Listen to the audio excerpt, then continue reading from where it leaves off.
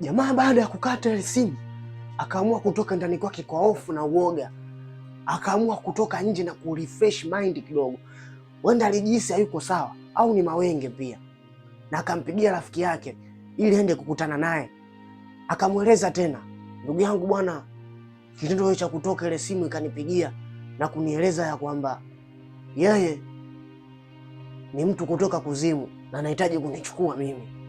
Mshikaji wake akacheka, akamwambia nilishakwambia hilo wenge, inabidi urefresh mind, ni kutoa uende sehemu.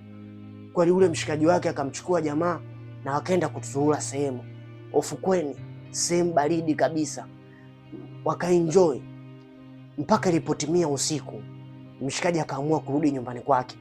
Inamaanisha hiyo siku aliua, hakwenda kazini. Baada ya kurudi nyumbani kwake, kipindi anafunika shuka lake na kujiandaa kulala, mara akahisi mlango wake unagongwa tena. Akashtuka na kujiuliza, mida hii ni nani anayegonga?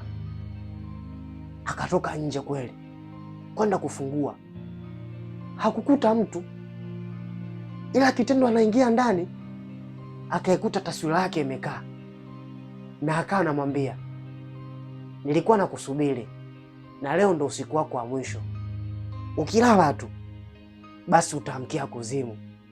Mshikaji akaona kama michezo, akafikicha macho ili kama kutoa wenge, ila kufumbua kweli ile taswira yake haipo. Akaona kweli wenda maneno alifiki yake alikuwa ya kweli, ni wenge tu kweli. Akalala tena cha kufumba macho tu, kufumbua anajikuta upo makaburini. Akashtuka, jasho likiwa linamtiririka. Hivi ndo wewe kitendo cha kulala na kuamka tu unajikuta upo makaburini, utafanyaje?